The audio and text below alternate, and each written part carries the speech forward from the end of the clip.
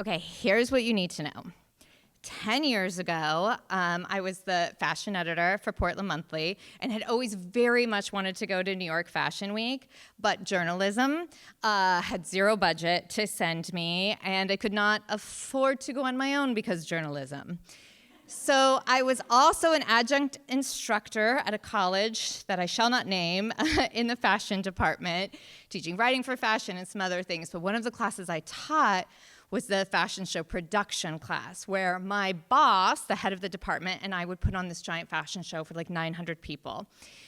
And if you've ever put on any kind of event production, Frain and Mindy will back me up on this, you kind of become a temporary small cult.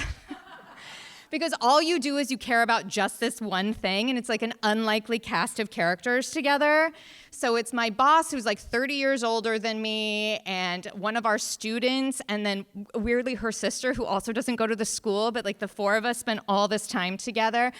And another one of our students wins this jackpot where he gets chosen to show in New York Fashion Week as an emerging designer, because he's so talented. Now he designs for Rihanna, just saying. So, of course I want to go. I would get invited to New York fashion shows. I just didn't have the money to go. And it did not seem weird because of aforementioned cult status when my boss was like, they're paying me, why don't we all go and share a room together? So my boss, me, our student, and her sister all decide to share a room in New York together. What is HR? I don't know. Not a thing. And we're like, yeah. I'm like, yeah, I'll sleep on a cot. It'll be great. No problem. We go to New York. Have you been to a New York hotel room? There is no room for said cot. There is a tiny room in Tribeca that is two like full beds. I don't even think queen beds, but like full beds placed together.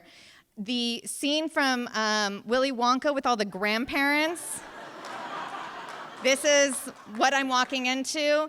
There's like an 18-inch gap between the beds where you would come in and like Mission Impossible in and go down, where I am sharing a bed with my boss. So I have like called everyone I know. I desperately want to be New York Fashion Week fancy, but like at my heart, I'm a kid who grew up in the countryside in Salem, Oregon, and I read Nancy Drew aloud to my goat. And she was always surprised at the ending. So I have like called everyone I know. I have these things, and there's this fashion photographer I have known through the fashion world a little bit, who is this big shot. He owns a company where he just shoots the end of runway photos for New York and Paris and Milan, like every top designer in the world. This is all he does. And we've become friendly. We've like gone out for like drinks in a group one time. I tell him I'm coming to town, and he's like, let's go out. I'm like, yeah. But then I'm also like, I know you well enough, you're not gonna murder me, but not well enough that I have any confidence about this. So I skip dinner and just have a whiskey.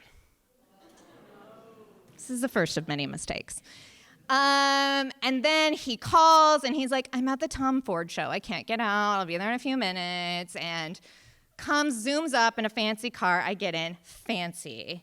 Do you know the actor Mahershala Ali? Like doppelganger for this fella? That sweet, hot hat suit. I'm like in over my head, but I'm into it.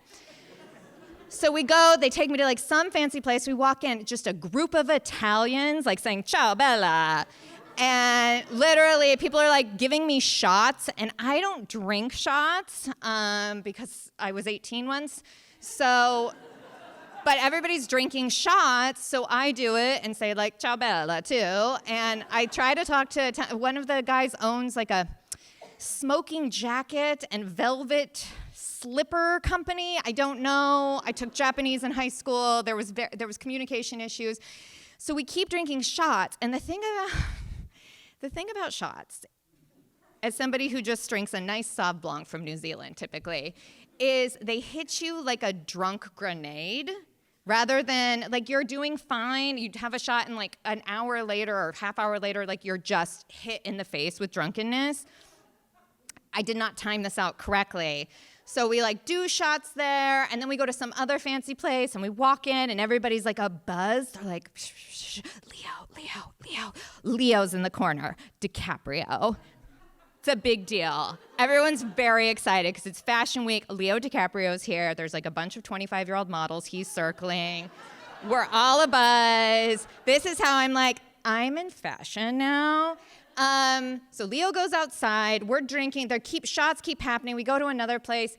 At some point, photographer and I are making out on the dance floor in like a not cute way, just in an ugly, sloppy, like Gucci, trying to still be fashion about it. I do remember us being in his car and reversing down an entire block in Manhattan.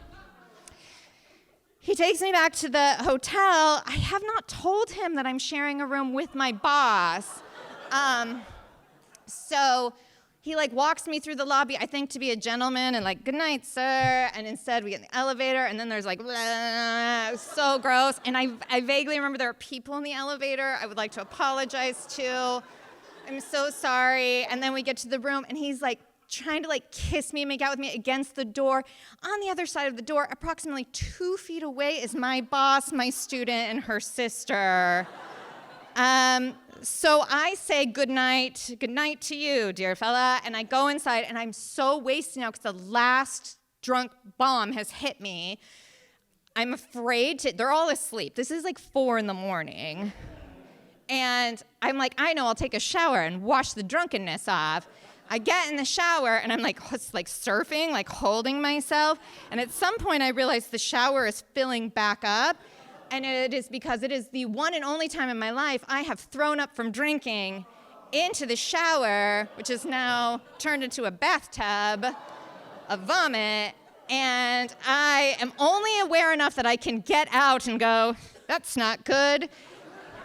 I have not prepared pajamas because I was not prepared for any of this, but I have a sweatshirt from earlier in the day, so I just put that on, and now I'm a Winnie the Pooh situation.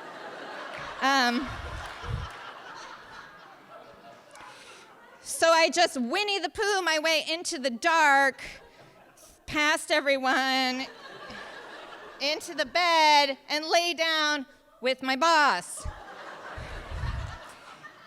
The second a crack of daylight comes in, my eyes open in the most panicked I've ever felt in my entire life, and I remember vomit. So I get up, Winnie the Pooh style, race into the bathroom, clean up whatever I can, and I feel like I also found just a pizza rind, not sure where that came from, don't recall it at all.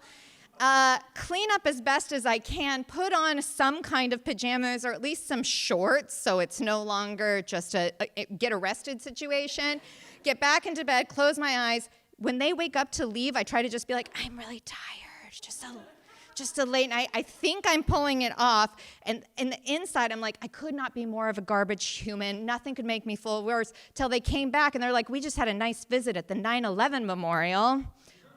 While I was hungover in bed crying, I felt awful, tried to get out of bed. We go to the fashion show, we celebrate, we see a bunch of my old students, we go to a belly dancing place. It's wonderful. I think I'm gonna die. I feel like I get away with it. Nothing happens. I'm like, I'm great. Everything's fine.